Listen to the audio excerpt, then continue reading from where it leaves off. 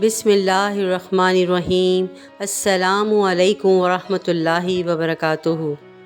حضرت سلمان رضی اللہ تعالیٰ عنہ فرماتے ہیں کہ ہم لوگ حضور صلی اللہ علیہ وسلم کے ارد گرد بیٹھے ہوئے تھے کہ اتنے میں حضرت ایمن رضی اللہ تعالیٰ عنہ آئیں اور انہوں نے کہا، یا رسول اللہ صلی اللہ علیہ وسلم، حسن اور حسین رضی اللہ تعالیٰ عنہ گم ہو گئے ہیں۔ اس وقت دن چڑھ چکا تھا۔ حضور صلی اللہ علیہ وسلم نے صحابہ سے فرمایا، اٹھو اور میرے دونوں بیٹوں کو تلاش کرو۔ چنانچہ ہر آدمی نے اپنا راستہ لیا اور چل پڑا، اور میں حضور صلی اللہ علیہ وسلم کا راستہ لے کر چل پڑا۔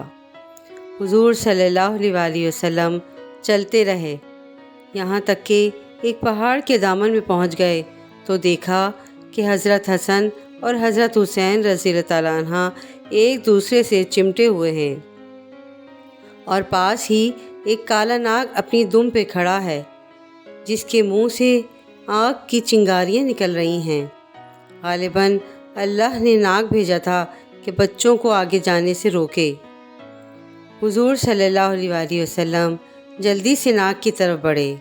اس ناگ نے حضور صلی اللہ علیہ وسلم کو مڑ کر دیکھا اور چل پڑا اور ایک سوراخ میں داخل ہو گیا۔ پھر حضور صلی اللہ علیہ وسلم ان دونوں کے پاس گئے اور دونوں کو ایک دوسرے سے جدا کیا اور دونوں کے چہرے پر ہاتھ پھیرا اور فرمایا، میرے ماں باپ تم دونوں پر قربان ہوں، تم دونوں اللہ کے ہاں اتنے قابل احترام ہو۔ پھر ایک کو دائیں کندھے پر اور دوسرے کو بائیں کندھے پر بٹھا لیا۔ میں نے کہا، تم دونوں کو خوشخبری ہو کہ تمہاری سواری بہت ہی عمدہ ہے۔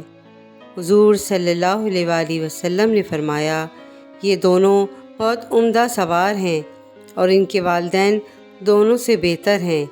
سبحان اللہ، سبحان اللہ، سبحان اللہ۔ واقعہ پسند آئے تو پلیز میرے چینل کو لائک اینڈ سبسکرائب ضرور کیجیے گا۔ جزاک اللہ خیرا کثیرا۔